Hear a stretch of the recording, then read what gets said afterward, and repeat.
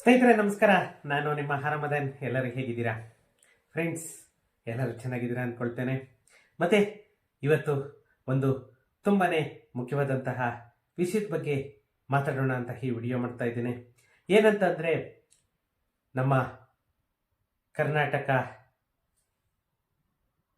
ಜನರಲ್ಲಿ ಒಂದು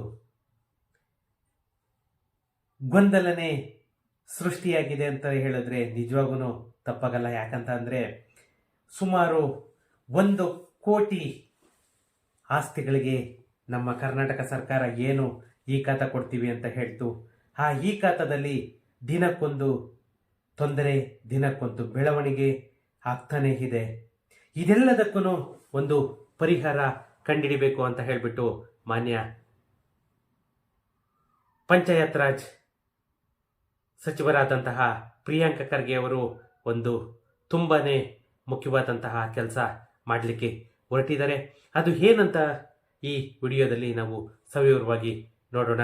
ಅದಕ್ಕಿಂತ ಮುಂಚೆ ಇನ್ನೂ ನನ್ನ ಚಾನಲನ್ನು ಯಾರೆಲ್ಲ ಸಬ್ಸ್ಕ್ರೈಬ್ ಮಾಡ್ಕೊಂಡಿಲ್ಲ, ಪ್ಲೀಸ್ ಸಬ್ಸ್ಕ್ರೈಬ್ ಮಾಡ್ಕೊಳ್ಳಿ.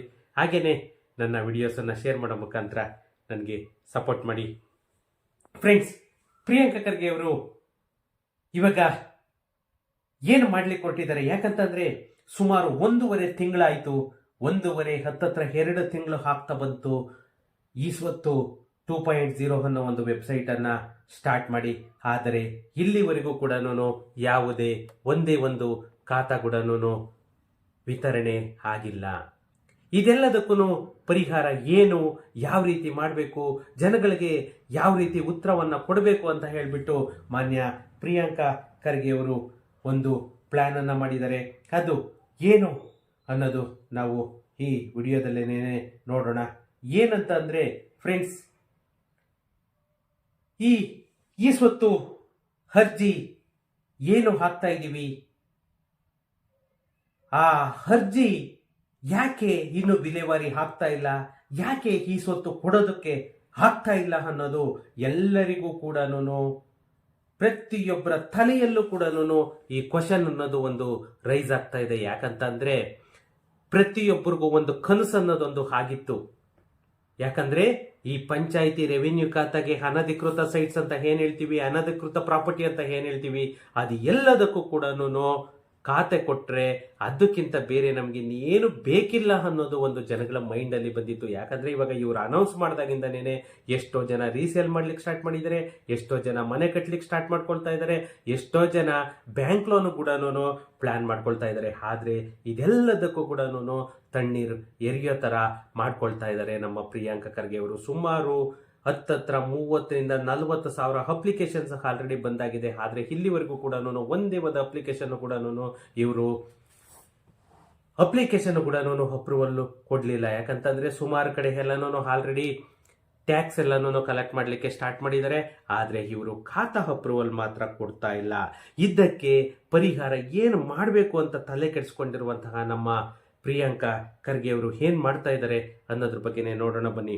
ಏನು ನಮ್ಮ ಗ್ರಾಮೀಣಾಭಿವೃದ್ಧಿ ಮತ್ತೆ ಪಂಚಾಯತ್ ರಾಜ್ ಇಲಾಖೆಯ ನಮ್ಮ ಗ್ರಾಮೀಣ ಜನರಿಗೆ ಸೌಲಭ್ಯವನ್ನ ನೀಡುವ ಸಲುವಾಗಿ ಅನುಷ್ಠಾನಗೊಳಿಸಿರುವಂತಹ ನಮ್ಮ ಈ ಸ್ವತ್ತು ಕೇಂದ್ರ ಸರ್ಕಾರದ NIC ತಂಡ ವಿಫಲತೆಯಿಂದಾಗಿ ಇದರ ಪ್ರತಿಕೂಲ ಪರಿಣಾಮ ಬೀರಿರೋದು ಅಂತ ಹೇಳಿಬಿಟ್ಟು ನಮ್ಮ ಪ್ರಿಯಾಂಕ ಖರ್ಗೆ ಅವರು ವಾದವನ್ನ ಮಾಡ್ತಾ ಇದ್ದಾರೆ.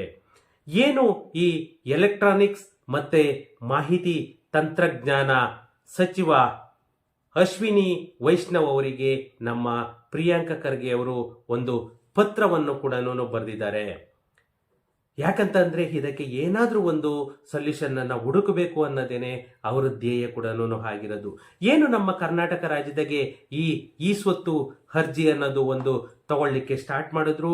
ಈ ಸ್ವತ್ತು ಅರ್ಜಿ ಸಂಬಂಧದಲ್ಲಿ ಆಗಿರುವಂತಹ ತೊಂದರೆಗಳಾಗ್ಬೋದು, ತೊಡಕುಗಳಾಗ್ಬೋದು, ನಿವಾರಣೆ ಮಾಡಬೇಕು. ತಕ್ಷಣದಲ್ಲೇನೆ ಕ್ರಮ ಕೈಗೊಳ್ಳಬೇಕು. ಯಾಕಂತಂದ್ರೆ ಈ ಸ್ವತ್ತು ಅಪ್ಲಿಕೇಶನ್ ಮತ್ತೆ ಅದನ್ನ ಏನು ಸ್ಥಿರೀಕರಣಗೊಳಿಸ್ತೀವಿ ಅದನ್ನ ಖಚಿತ ಪಡಿಸ್ಕೊಳ್ಳೋದಕ್ಕೋಸ್ಕರನೇ ಮಧ್ಯಪ್ರವೇಶ ಮಾಡಬೇಕು ಅಂತ ಹೇಳಿಬಿಟ್ಟು ನಮ್ಮ ಮಾನ್ಯ ಪ್ರಿಯಾಂಕ ಖರ್ಗೆ ಅವರು ಕೇಂದ್ರ ಸಚಿವರಿಗೆ ಒಂದು ಪತ್ರವನ್ನ ಕೂಡ ಬರೆದಿದ್ದಾರೆ.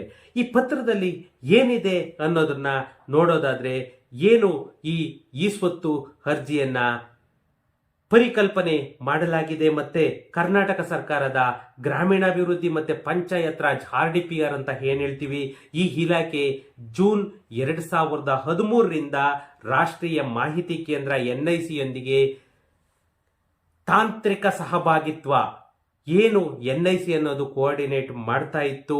ಇದು ನಮ್ಮ ಕರ್ನಾಟಕದ ಎಲ್ಲ ಗ್ರಾಮ ಪಂಚಾಯತ್ಗಳಲ್ಲೂ ಕೂಡ ಜಾರಿಗೆ ತಂದಿದೆ.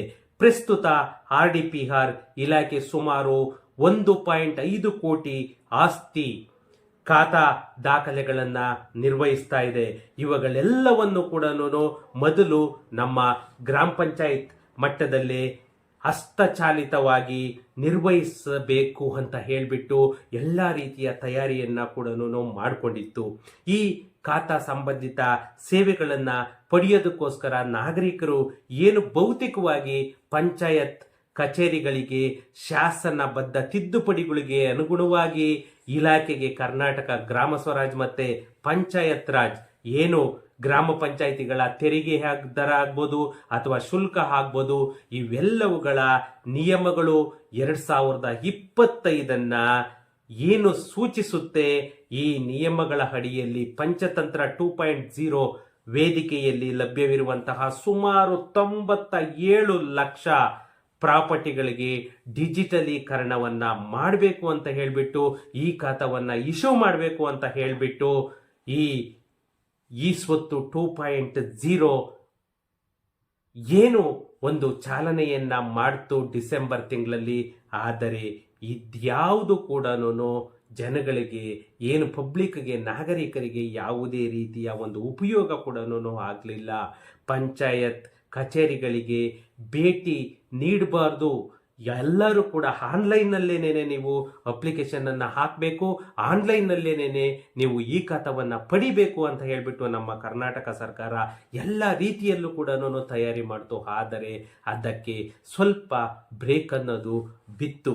ಏನು ನಮ್ಮ ಗ್ರಾಮೀಣ ಕರ್ನಾಟಕದಲ್ಲಿ ಮುಖರಹಿತ, ಸಂಪರ್ಕರಹಿತ ಮತ್ತೆ ಆನ್ಲೈನ್ ಇಲಾಖಾ ವ್ಯವಸ್ಥೆ ಜಾರಿಗೆ ತರುವ ಉದ್ದೇಶದಿಂದ ಈ ಸ್ವತ್ತು ಅಪ್ಲಿಕೇಶನ್ನ ಉಪಕ್ರಮವನ್ನ ಡಿಸೆಂಬರ್ 1ನೇ ತಾರೀಕು ನಮ್ಮ ಮಾನ್ಯ ಮುಖ್ಯಮಂತ್ರಿಗಳು ಪ್ರಾರಂಭಿಸಿದ್ರು.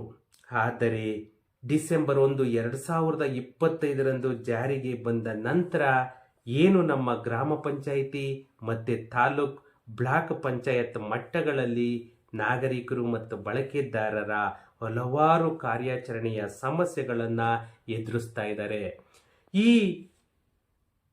ಈ ಸ್ವತ್ತು ಅನ್ನೋ ಒಂದು ಕಾನ್ಸೆಪ್ಟ್ ತಂದಿದ್ದಂತೂ ಖಂಡಿತ ಖುಷಿ ಆಯಿತು. ಆದರೆ ಸಮಸ್ಯೆ ಅನ್ನೋದು ಹಂಗೆ ಉಳ್ಕೊಂತು. ಏನು ಈ ಸ್ವತ್ತು ಅಪ್ಲಿಕೇಶನ್ ಅರ್ಜಿಗಳನ್ನ ಸಲ್ಲಿಸೋದಕ್ಕೆ ಒಂದು ಕಸ್ಟಮರ್ ಇಂಟ್ರೆಸ್ಟ್ ಅನ್ನೇ ತೋರಿಸ್ತಾ ಇಲ್ಲ. ಯಾಕಾಗಿ ಅಂತಂದ್ರೆ ಅರ್ಜಿಗಳನ್ನ ವಿಲೇವಾರಿ ಮಾಡ್ತಾ ಇಲ್ಲ, ಅರ್ಜಿಗಳನ್ನ ಅಪ್ರೂವಲ್ ಕೊಡ್ತಾ ಇಲ್ಲ. ಯಾಕೆ?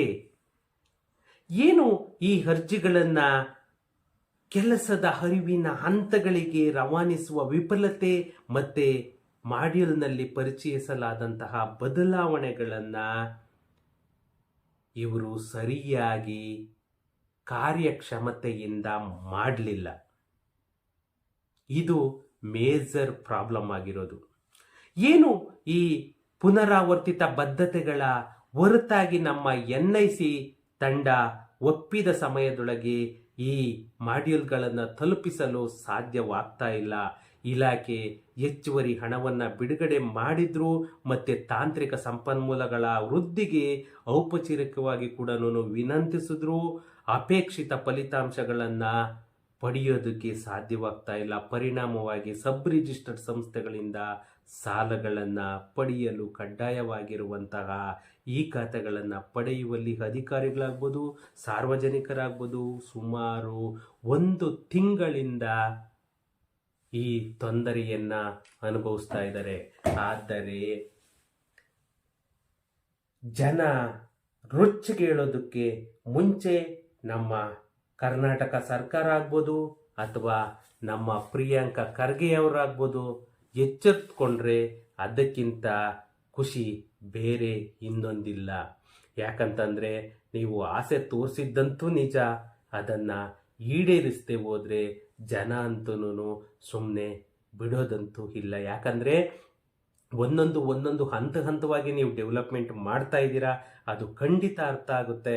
ಬಟ್ ಅದನ್ನು ಎಷ್ಟು ಬೇಗ ಆಗುತ್ತೆ ಅಷ್ಟು ಬೇಗ ಈ ಖಾತಾ ಅಪ್ರೂವಲ್ ಕೊಡೋದಕ್ಕೆ ಒಂದು ವ್ಯವಸ್ಥೆಯನ್ನು ಮಾಡಿಕೊಟ್ರೆ ಅದಕ್ಕಿಂತ ಕಸ್ಟಮರ್ಗಳಿಗೆ, ನಾಗರಿಕರಿಗೆ, ಪಬ್ಲಿಕ್ಗೆ ಖುಷಿ ಬೇರೆ ಇನ್ನೇನು ಇಲ್ಲ. ಏನು ಅಪ್ಲಿಕೇಶನ್ ತಗೊಳ್ತಾ ಇದ್ದೀರಾ ಆ ಅಪ್ಲಿಕೇಶನನ್ನು ಅವತ್ತಿಂದ ಅವತ್ತು ವಿಲೇವಾರಿ ಮಾಡಲಿಕ್ಕೆ, ಅವತ್ತಿಂದ ಅವತ್ತು ಅಪ್ರೂವಲ್ ಕೊಡಲಿಕ್ಕೆ, ಅವತ್ತಿಂದ ಅವತ್ತು ಖಾತೆಯನ್ನು ಇಶ್ಯೂ ಮಾಡಲಿಕ್ಕೆ ವ್ಯವಸ್ಥೆಯನ್ನು ಮಾಡಿದ್ರೆ ಅದಕ್ಕಿಂತ ಬೇರೆ ಖುಷಿ ಇನ್ನೊಂದಿಲ್ಲ. ಇಷ್ಟು ಮಾಡಿದ್ರೆ ನಮ್ಮ ಪ್ರಿಯಾಂಕಾ ಖರ್ಗೆ ಅವ್ರನ್ನ ನಿಜವಾಗೂ ದೇವರಿಗಿಂತ ಹೆಚ್ಚಾಗಿ ನಮ್ಮ ನಾಗರಿಕರು ಪೂಜಿಸ್ತಾರೆ. ಯಾಕಂದರೆ ಎಷ್ಟೋ ಜನ ಎಷ್ಟೋ ಕಷ್ಟದಲ್ಲಿ, ಯಾಕಂದರೆ ಜನಗಳಿಗೆ, ಒಂದು ಮಿಡ್ಲ್ ಕ್ಲಾಸ್ ಜನಗಳಿಗೆ ಏನು ಆಸೆ ಇರುತ್ತೆ ಅಂದರೆ ಯಾವುದಾದ್ರೂ ಒಂದು ಪ್ರಾಪರ್ಟಿ ಮೇಲೆ ಇನ್ವೆಸ್ಟ್ ಮಾಡಿದ್ರೆ ನಮಗೆ ಅದು ಕಷ್ಟಕ್ಕೆ ಆಗುತ್ತೆ ಅನ್ನೋ ಒಂದು ನಂಬಿಕೆಯಿಂದ ಪ್ರಾಪರ್ಟಿ ಮೇಲೆ ಇನ್ವೆಸ್ಟ್ ಮಾಡಿರ್ತಾರೆ. ಆದರೆ ಇವತ್ತು ಅದೇ ಪ್ರಾಪರ್ಟಿನೇ ಏನಕ್ಕೂ ಪ್ರಯೋಜನ ಆಗದೆ ಸೂಸೈಡ್ ಮಾಡ್ಕೊಳ್ಳೋ ಪರಿಸ್ಥಿತಿಗೆ ಹೋದರೆ ಅವ್ರಿಗಿಂತ ಬೇರೆ ಇನ್ಯಾರೂ ನಿಮಗೆ ಶಾಪ ಹಾಕಲ್ಲ. ಆ ಶಾಪಕ್ಕೆ ಒಳಗಾಗದೆ ನೀವು ಎಷ್ಟು ಬೇಗ ಆಗುತ್ತೆ ಅಷ್ಟು ಬೇಗ ಎಲ್ಲ ಅರ್ಜಿಗಳನ್ನು ವಿಲೇವಾರಿ ಮಾಡಿಕೊಡಿ ಅಂತ ಹೇಳ್ಬಿಟ್ಟು ನನ್ನ ಕಡೆಯಿಂದ ಕೂಡ ನಮ್ಮ ಪಬ್ಲಿಕ್ ಪರವಾಗಿ ರಿಕ್ವೆಸ್ಟನ್ನು ನಾನು ಮಾಡ್ತಾ ಇದ್ದೇನೆ. ಮಾನ್ಯ ಮುಖ್ಯಮಂತ್ರಿಗಳಾಗ್ಬೋದು ಅಥವಾ DK ಶಿವಕುಮಾರ್ ಅವರಾಗ್ಬೋದು, ಅವರಿಬ್ಬರಿಗಂತೂ ಕುರ್ಚಿ ಕಚ್ಚಾಟ ಆಗಿಬಿಟ್ಟಿದೆ. ಬೇರೆ ಕರ್ನಾಟಕ ಜನತೆ ಏನಾದರೂ ಆಗಲಿ ಇವ್ರಿಗೆ ಕುರ್ಚಿ ಉಳಿಸ್ಕೋಬೇಕು ಅನ್ನೋ ಆಸೆ, ಅವರಿಗೆ ಕುರ್ಚಿ ಪಡಿಬೇಕು ಅನ್ನೋ ಆಸೆ. ಇಲ್ಲಿ MLAಗಳಾಗ್ಬೋದು, ಮಂತ್ರಿಗಳಾಗ್ಬೋದು, ಅವ್ರಿಗೆ ಇಷ್ಟ ಬಂದಂಗೆ ಗೋಮಾಳಗಳ ಜಾಗಗಳನ್ನ ಎಲ್ಲೆಲ್ಲಿದೆ ಅವರನ್ನು ಅವ್ರ ಹೆಸರಿಗೆ ಮಾಡ್ಕೊಳ್ಳೋ ಆಸೆ. ಬಟ್ ಇಲ್ಲಿ ಪಬ್ಲಿಕ್ ಪರವಾಗಿ ಯಾವುದೇ ಒಬ್ಬ ಸಚಿವರಾಗ್ಬೋದು, ಅದರಲ್ಲೂ ಅಪೋಸಿಷನ್ ಅಂತೂ ಸತ್ತು ಹೋಗಿದೆ ಬಿಡಿ. ನಮ್ಮ ಕರ್ನಾಟಕದಲ್ಲಿ ಅಪೋಸಿಷನ್ ಅನ್ನೋ ಒಂದು ಮಾತಿಲ್ಲ. ಅದು ಯಾವತ್ತಿಗೆ ಅಪೋಸಿಷನ್ ಸ್ಟ್ರಾಂಗ್ ಆಗುತ್ತೆ ಆ ರಾಜ್ಯ ಕೂಡ ಅಷ್ಟೇ ಕ್ಷೇಮವಾಗೂ ಇರುತ್ತೆ, ಅಷ್ಟೇ ನೆಮ್ಮದಿಯಾಗೂ ಇರುತ್ತೆ. ಮಾನ್ಯ ಪ್ರಿಯಾಂಕಾ ಖರ್ಗೆ ಅವರೇ ಮತ್ತು ರೆವಿನ್ಯೂ ಮಿನಿಸ್ಟರ್ ಕೃಷ್ಣ ಬೈರೇಗೌಡರಿಗೆ ನಂದು ಒಂದು ಮನವಿ ಏನಂದರೆ, ಈ RDPRದು ಏನು ಅಪ್ಲಿಕೇಶನ್ಸ್ ಇವಾಗ ಬಂದಿದೆ ಅವನ್ನ ಎಷ್ಟು ಬೇಗ ಆಗುತ್ತೆ ಅಷ್ಟು ಬೇಗ ನೀವು ವಿಲೇವಾರಿ ಮಾಡಿ ಅಪ್ರೂವಲನ್ನು ಕೊಡಿ ಅಂತ ಹೇಳ್ಬಿಟ್ಟು ನನ್ನ ಕಡೆಯಿಂದ ರಿಕ್ವೆಸ್ಟನ್ನು ಮಾಡ್ತಾ ಇದ್ದೇನೆ. ನೀವು ಖಂಡಿತ ಸೆಂಟ್ರಲ್ ಮಿನಿಸ್ಟರ್ಗೆ ಪತ್ರ ಬರೆದಿರೋದು ನೋಡಿಬಿಟ್ಟು ತುಂಬಾ ಖುಷಿ ಆಯಿತು. ಆದರೆ ಸೆಂಟ್ರಲ್ ಮಿನಿಸ್ಟರ್ ಮತ್ತು ನಮ್ಮ NIC ತಂಡ ಏನಿದೆ ಈ ತಾಂತ್ರಿಕ ದೋಷಗಳನ್ನ ಇಮ್ಮಿಡಿಯೇಟ್ ಪರಿಶೀಲನೆ ಮಾಡಿ ಅದಕ್ಕೆ ಒಂದು ಪರಿಹಾರವನ್ನು ಹುಡುಕಿ ಇಮ್ಮಿಡಿಯೇಟ್ ಅಪ್ರೂವಲ್ ಕೊಡಲಿ ಅಂತ. ಯಾಕಂತಂದರೆ ಜನ ಅಪ್ಲಿಕೇಶನ್ ಹಾಕ್ತಾನೇ ಇದ್ದಾರೆ, ಬಟ್ ಅವರಿಗೆ ಅಪ್ಲಿಕೇಶನ್ ಹಾಕಿ ಅಂತ ಹೇಳಲಿಕ್ಕೆ ಕೂಡ ನಮಗೂ ಬೇಜಾರಾಗ್ತಾ ಇದೆ. ಯಾಕಂದರೆ ಅಪ್ಲಿಕೇಶನ್ ಬರ್ತಾನೆ ಇದೆ. ಆದರೆ ಇಲ್ಲಿ ಅಪ್ರೂವಲ್ ಕೊಟ್ಟರೆ ನಮಗೆ ನಿಜವಾಗೂ ಇನ್ನೂ ಎಷ್ಟು ಬೇಗ ಆಗುತ್ತೆ ಅಷ್ಟು ಬೇಗ ನಾವು ಕೂಡ ಅಪ್ಲಿಕೇಶನ್ಸ್ ಹಾಕೋದಕ್ಕೆ ಟ್ರೈ ಮಾಡ್ತೀವಿ. ಎಷ್ಟು ಬೇಗ ಆಗುತ್ತೆ ಜನಗಳ ಸಮಸ್ಯೆ ಕೂಡ ಅಷ್ಟು ಬೇಗ ತೀರಿಸ್ಲಿ ಅಂತ ಹೇಳ್ಬಿಟ್ಟು ನಾವು ಕೂಡ ಅವ್ರ ಪರವಾಗಿ ನಿಲ್ತೀವಿ. ಮಾನ್ಯ ಪ್ರಿಯಾಂಕಾ ಖರ್ಗೆ ಅವರೇ, ಮತ್ತೊಮ್ಮೆ ನನ್ನ ಕಡೆಯಿಂದ ರಿಕ್ವೆಸ್ಟ್, ಎಷ್ಟು ಬೇಗ ಆಗುತ್ತೆ ಅಷ್ಟು ಬೇಗ ಅಟ್ಲೀಸ್ಟ್ ಇವಾಗ ಬಂದಿರೋ ಅರ್ಜಿಗಳನ್ನಾದ್ರೂ ವಿಲೇವಾರಿ ಮಾಡಿ. ಓಕೆ ಫ್ರೆಂಡ್ಸ್, ಸಿಗೋಣ ನೆಕ್ಸ್ಟ್ ವಿಡಿಯೋದಲ್ಲಿ. Thank you.